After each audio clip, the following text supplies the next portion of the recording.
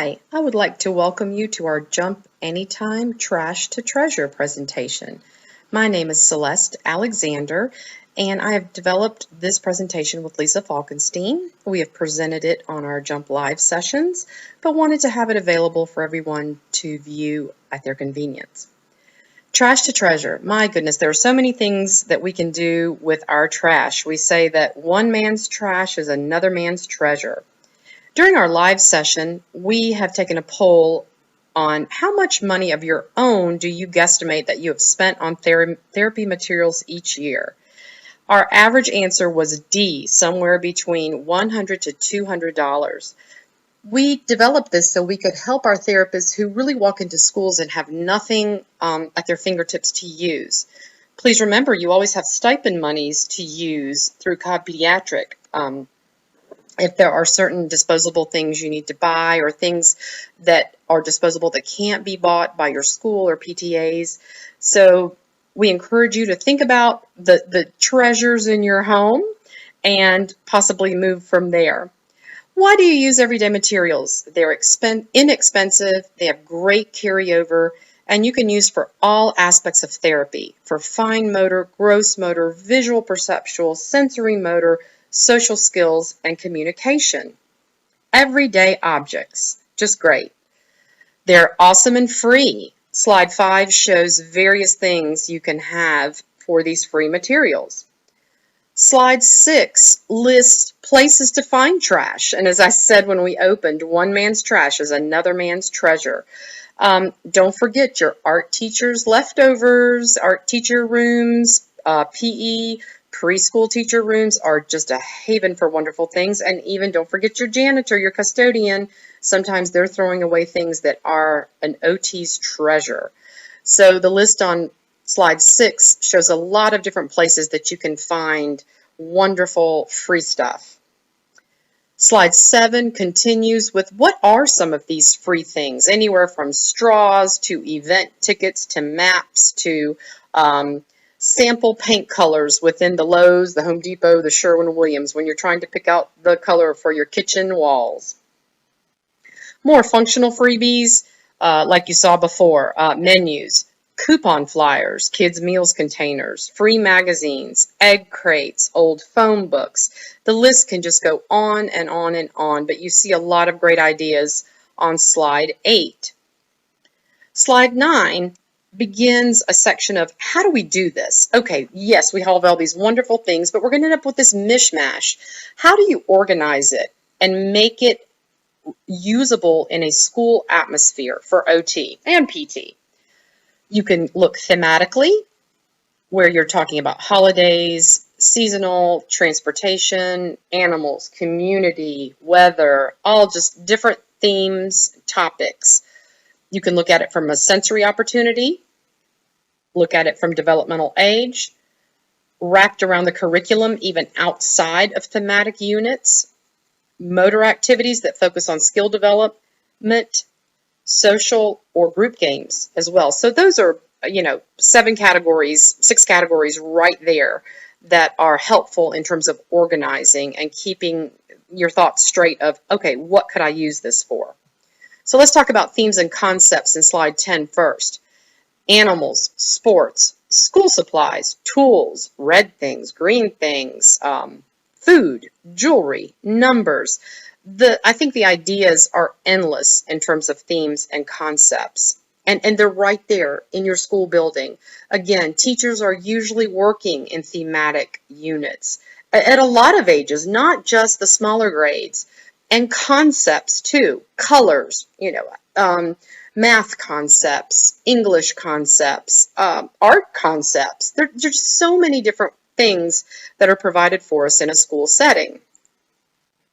11, slide 11, if you talk about a specific theme or concept, such as a seasonal box, you could break it down into food, sports, holidays, clothes, colors. Those are all different types of boxes. The one that you see on slide 11 is a seasonal box, talking about fall. This was a speech therapist that was working on fall vocabulary. But we could, as an OT or PT, there's within our disciplines, lots of different things that we can talk about. You Can also prepare a monthly theme box if you don't want a seasonal box.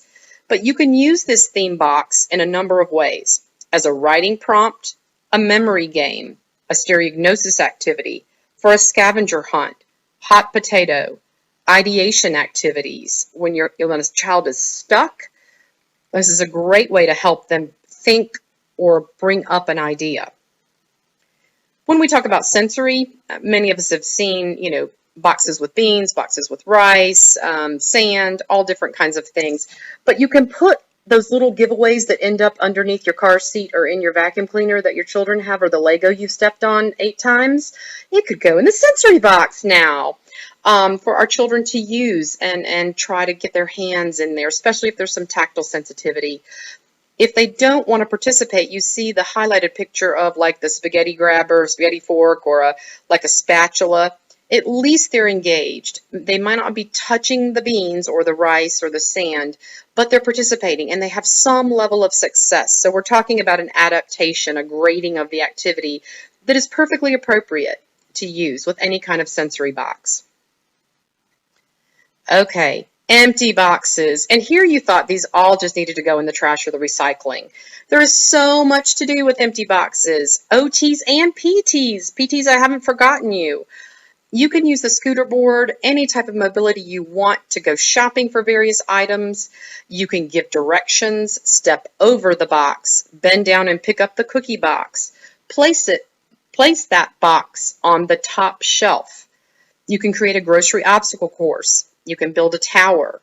You can wrap, cut, tear, decorate them. My son's preschool teacher was brilliant. She would make a backpack out of a Kashi cereal box. They would wrap it in white paper. The children would color it.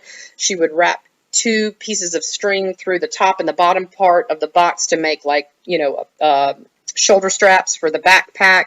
Inside of it, she took 2 paper towel rolls and glued them together and side by side and made binoculars and had string coming out so they could hang them around their neck and go on a hike or a scavenger hunt. They were detectives, go into the jungle, wherever they were going to the zoo.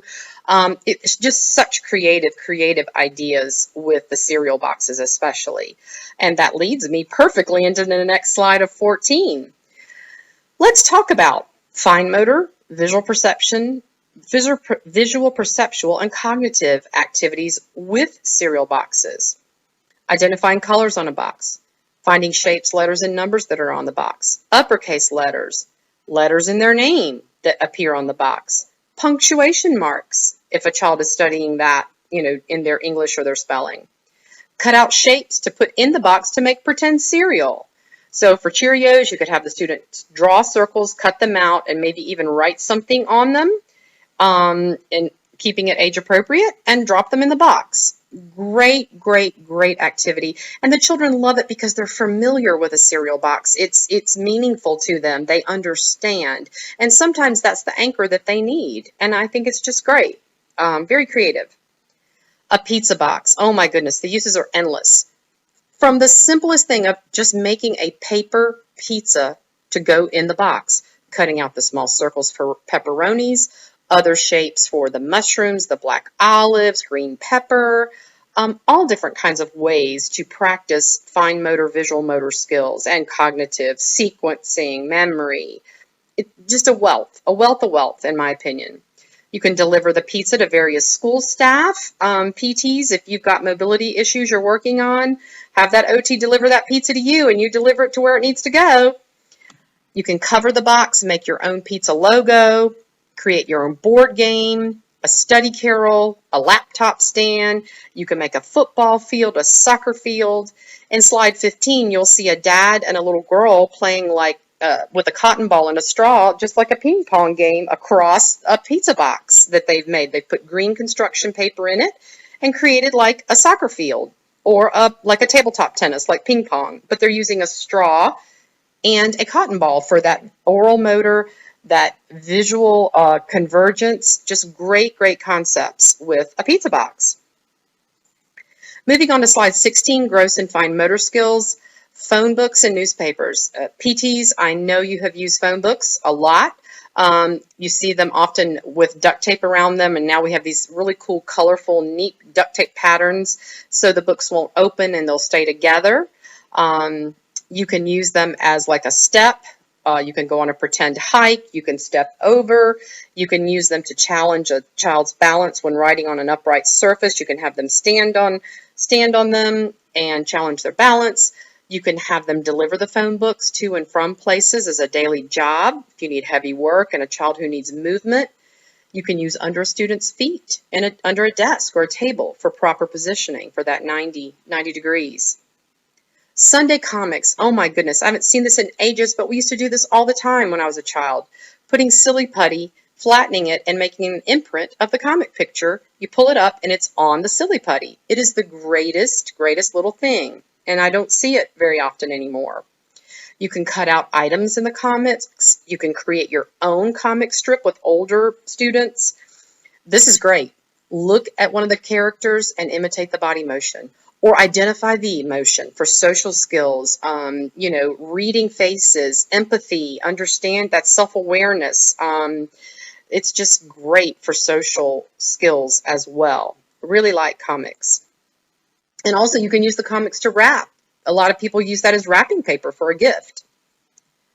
Slide 17, grocery ads and toy catalogs. Have the students circle the items, cut them out, glue them, put a price underneath, a description. I love this. Create a recipe and a grocery list from things that you find in a catalog. Have them cut them out, sequence them, write the recipe, create the recipe somehow, and then create a grocery list from it. Visual discrimination activities. Find all the soup cans in that flyer, that grocery flyer. Just great visual activities. Looking, again, letters in their names, letters in spelling words for the week. Just neat creative ideas you can add to your therapy to just really make better quality of what we do. Games with everyday items on slide 18. Straws, we talked about, as a ping pong game in the last couple of slides. Bowling, filling up empty 2-liter bottles or the Dasani water bottles with beans or rice. You can make them in, you can use bean bags for bowling activities. Snowball fights, crumpled up paper, throwing basketballs in trash cans with crumpled up paper. Just all kinds of everyday items that can give you great games. And have the children try to think of a game too as an ideation activity. Okay, so you say, but Celeste, I walk in my school and there's nothing. I have a chair I sit in. I'm out in the hallway. I have nothing. I don't even have a piece of paper. Okay, well, here are on slide 19, 0 materials needed activities. Simon Says, a hand clapping sequence game. Make the Room Bigger is a sensory proprioceptive game where they put their backs against a solid wall and push to make the room bigger or the hallway bigger. Kids love it. It's a great contest. Red light, green light, jumping over the tiles. PT's gross motor memory games, I Spies for things around the school. Just a lot of 0 materials needed so that you can still try to meet those goals and objectives. But you say, I have no therapy room and I have no supplies. Here's some beginning activities, and I think you could expand on them in lots of different ways. Slide 20, going back to if you have some materials, smashed soda can animals, so cute. Painted sequencing, what steps first? We have to paint it, and then adding later on, gluing each piece as you need to. A recycled yogurt cup, you can make it into a beautiful bud vase. Great idea. You can wrap it, you can paint it, just all different kinds of things you can do for a yogurt container. Empty bottles and jars. I love this in the middle of slide 22. Sight word discovery bottles. And they find the word jump, then they have to jump. Find the word crawl, they have to crawl. They shake it up. They love it. You can make big bottles, 2 liters, tiny bottles. Again, bowling, you can color. You can put colored liquid inside. You can color the outside. You can paint them and have a bowling game.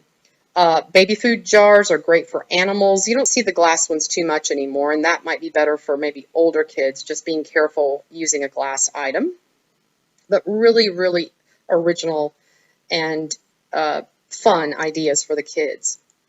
Back to those cereal boxes, slide 23. Look at all these choices. My favorite is this guitar with the cereal box, a longer wrapping paper roll, yarn as the guitar strings, and the using a thicker piece of rope for the guitar strap. Cutting them out for bookmarks. You just have a wealth of things you can do with cereal boxes. Slide 24, toilet paper rolls, little animals, silverware sleeves for if you're having like a Thanksgiving feast with your class at the school. More things with toilet paper, slide 25, a rocket ship, little flowers that you can cut and paint. You can make a necklace, bracelet, a little monster, just very, very cute ideas with toilet paper rolls.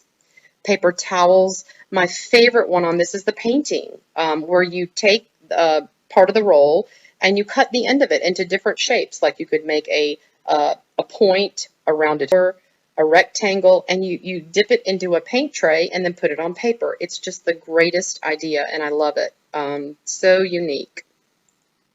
Egg crates. We all have used them to make the little flowers in the vase that you see on slide 27. What I love is the picture on the upper right corner where you're doing color sorting, and you've got the little pom-poms, colored pom-poms, and then the colored either dot with a marker or paint on the other side of the egg crate, and they have to be sorted. Child can use as simple as their fingers. They can use tongs, tweezers, whatever you need them to use to work on those fine motor skills and the eye-hand coordination. Just neat, neat, neat ideas. Old tennis balls. Oh my goodness. We've seen where they slice them, you squeeze them, and you feed the tennis ball. You can feed them Cheerios. You can feed them anything, little beans, buttons. You can feed them anything you want. You can make your own tennis ball that holds your pencil on your desk. What a neat idea. You'll see in slide 28. A therapist of mine at one time had made a whole family of frogs that loved to be fed. They had little smaller ones, bigger ones, differently. They had a mom, a dad, anything you wanted, sisters, brothers. It was such a unique concept. And at the end of the year, the child got to take however many family members of the tennis balls they had made home. So just great creativity. Slide 29 shares with you websites that we have found throughout the years, blogs, obviously Facebook and Pinterest, most people are aware of. Again, these are not, specific to Cobb Pediatric. These are things that we have found to be helpful and just are recommending. We don't take credit. We, cite the people that sponsor the websites and that come up with the material.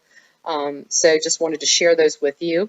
More websites, blogs, again, including Facebook and Pinterest, Teachers Pay Teachers, Fantastic Fun and Learning, just great websites for you to have within your files. So I hope this has been helpful. If you have any ideas that you just think would fit the Trash to Treasure presentation, please do not hesitate to email me at calexander@cobbpediatric.com, and I would be happy to include them in any revisions that we do to our Trash to Treasure. So thank you so much for taking part in Jump Anytime, and I hope you have a great time with the kids.